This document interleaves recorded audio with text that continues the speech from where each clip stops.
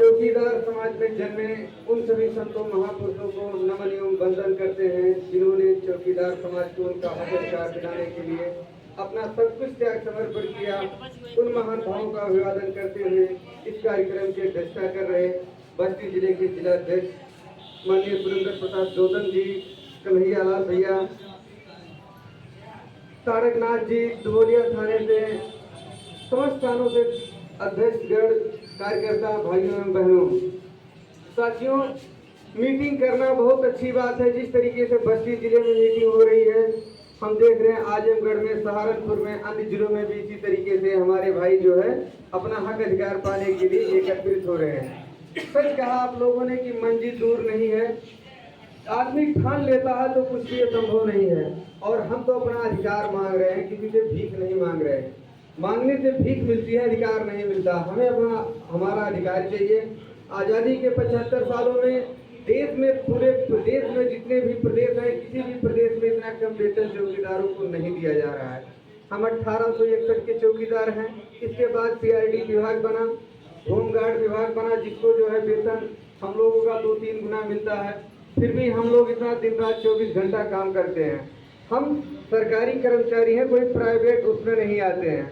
और हम अगर अपना सामान्य कार्य, सामान्य वेतन मांग रहे हैं तो हम सरकार से भीख नहीं, अपना अधिकार मांग रहे हैं। आज़ादी के 70 सालों में, अंग्रेजों के शासनकाल में, जब यह देश गुलाम था, 1861, आप सोच लीजिए, 1947 में देश आज़ाद हुआ और 12 बजे रात को जब सत्ता हस्तांतरण हुआ और ये हुआ कि अंग्रेज चले जाएंगे, और 16 अगस्त को ही इस देश में नारा लगा कि यह आज़ादी झूठी है, देश की जनता भूखी है।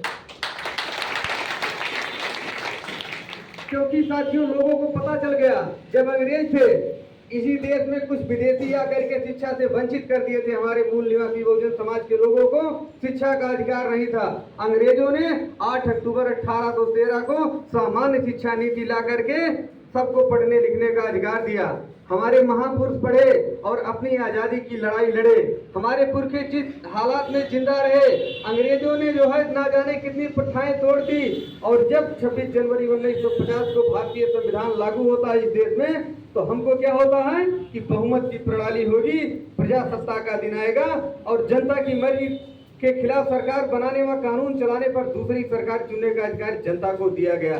लेकिन साथियों, हमारी मानसिकता में बदलाव नहीं आया। आज भी हम उन्हीं को राजा बना रहे हैं जो हमारे पुरखों के राजा हुआ करते थे। इसीलिए वो लोग हमें हमारा अधिकार नहीं दे रहे हैं। मनुष्यों में जातियां नहीं होती। हिंदू मुस्लिम के नाम पर हमारे भाइयों को, हमारे देश को बांटा जा रहा है। हमारे अधिकार से हमको हमारा दिमाग केंद्रित करके दूसरी जगह फंसाया जा रहा है। हमें धर्म के नाम पे, शिक्षा और अन्य चीज के नाम पे नहीं, हमें हमारा अधिकार चाहिए। संविधान कहता है कि जिसकी जितनी संख्या भारी उसकी उतनी हिस्सेदारी।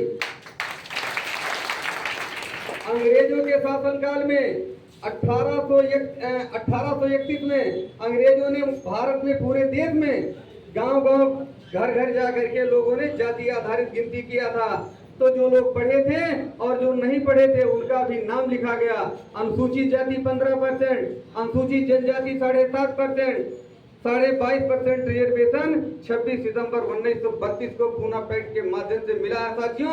जो हम लोगों को, हमारे लोगों को नौकरी मिल रही है, वरना ये सरकार हमें नौकरी भी देने वाली नहीं थी। आज नौकरियां समाप्त हो रही हैं। भारत में जितने मंत्रालय हैं सारे के सारे पद खाली हैं, लेकिन लोग नियुक्तियां नहीं कर रहे हैं।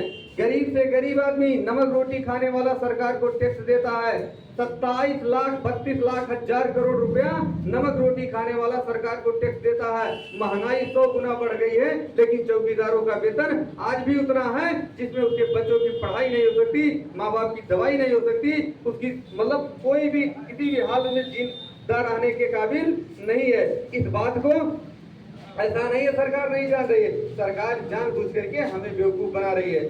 चाहे वो कांग्रेस की सरकार रही हो देश में या बीजेपी की सरकार रही हो, सबके सब लोगों ने, जब तक इलेक्ट्रिक वोटिंग मशीन भारत में जिंदा है, हम लोगों को, ये लोग समझते हैं कि ईवीएम से जीत जाते हैं। ईवीएम से नहीं, जनता वोट कुछ ना कुछ तो देती है, ऐसा नहीं है।